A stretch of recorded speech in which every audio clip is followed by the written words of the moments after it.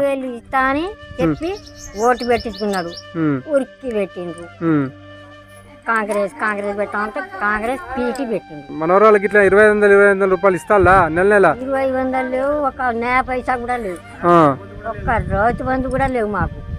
ఒక అది మోడియా అది కూడా ఒక పావల ఇయ్యలే మాకు. తులం బంగారం వచ్చిందా మరి? ఎడ ఇచ్చిండు ఇచ్చిండు. ఇప్పుడు ఇస్తలేడా మరి రేవంత్ రెడ్డి 4,000 ఇస్తలేడా?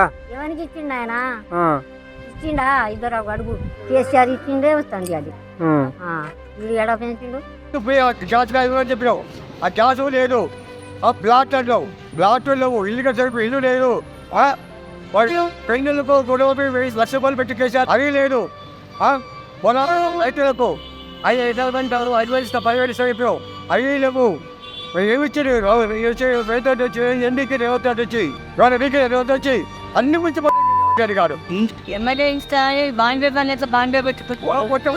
పొడి పెట్టి రేవంత్ రెడ్డి కాదు వంట పొడుగు పెట్టినాడు. పోరగాళ్ళని ఎగబెట్టిండు. మీకు ఎమ్మడే ఇస్తా, ఇప్పుడు నౌకరి ఎమ్మడే ఇస్తా. కేసీఆర్ 10 సంవత్సరాలు కానీ ఇయ్యలేదు, లోపల ఇస్తాను పాపం. ఆయన కూడా నేను ఒక్కసారి తెల్లారే ఇచ్చేస్తానన్నాడు రేవంత్ రెడ్డి. ఆశపడి పెట్టారు. ఇప్పుడు నేను ఆ రైతు బంధువులు ఇక రేపల్లుండి ఓట్లు ఉన్నప్పుడు ఇచ్చేస్తాను అన్నాడు పాపం. కేసీఆర్ ఇచ్చేస్తా అంటే నువ్వు ఇచ్చేస్తే నీకే ఓటు పడుతుందని ఆ రైతు బంధువు ఆపారు ఈ కాంగ్రెస్ వాళ్ళు. ఆపారు. ఇప్పుడు ఆ పాలలేదు. కేసీఆర్ ఉన్నప్పుడు 10 సంవత్సరాలు మేము మంచిగా బతికినావు అని ఈయన వచ్చిన కాంచి లేనిపోని శికాపుడుతాను. ఈ దండిగా కాంగ్రెస్ అని చెప్పేది. రేషన్ కార్డు కట్టాట ఏంది అది? కేసీఆర్ ఇవన్నీ అడిగినాడు మళ్ళీ ఏది అడగాలి. ఇప్పుడైతే 5 బాగుపడాలన్న ఈ మార్గాలు చేస్తారు ఎవరన్నా.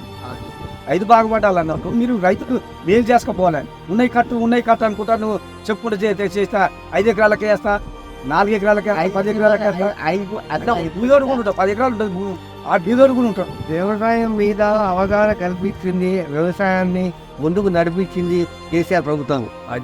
ఇది మాత్రం వాస్తవం. ఎవరిని జమీనా నమ్మకపోయినా కానీ ఇది మాత్రం వాస్తవం. అది చెప్పిన పని చేసింది కేసీఆర్.